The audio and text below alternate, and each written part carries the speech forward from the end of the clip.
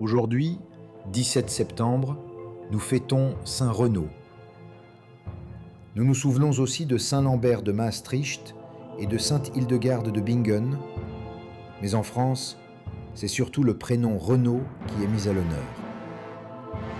Saint Renaud, parfois appelé Renatus, est un personnage dont la mémoire s'enracine dans la piété populaire de l'ouest de la France. Selon la tradition, il aurait été un moine de Bretagne au 7e siècle, disciple des grands fondateurs de la vie monastique bretonne, à l'époque où la foi chrétienne se consolidait dans ces régions encore marquées par les coutumes celtiques. La légende raconte que Renaud serait né dans une famille chrétienne, mais très tôt attiré par la vie spirituelle, il choisit de quitter les biens terrestres pour se consacrer entièrement à Dieu.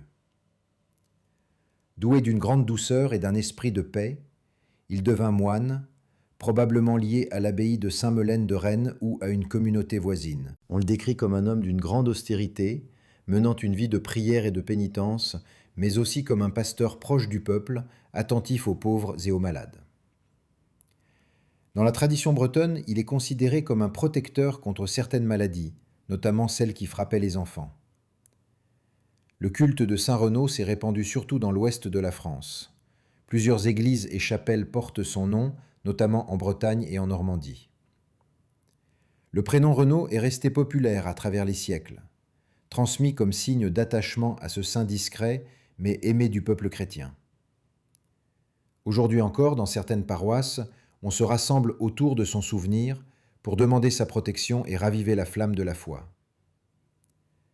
Même si les détails historiques de sa vie sont en partie voilés par le temps, son exemple demeure celui d'un homme fidèle, humble et totalement consacré à Dieu. Prière à Saint Renaud. Prions ensemble.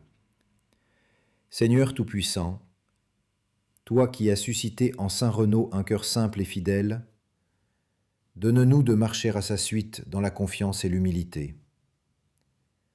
Apprends-nous, à son exemple, à chercher ton royaume avant toute chose, à être attentifs aux pauvres et aux malades, et à vivre de la lumière de ton évangile.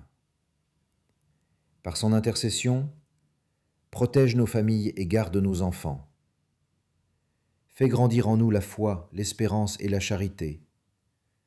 Nous t'en prions, par Jésus le Christ, ton Fils bien-aimé, qui vit et règne avec toi dans l'unité du Saint-Esprit, pour les siècles des siècles. Amen.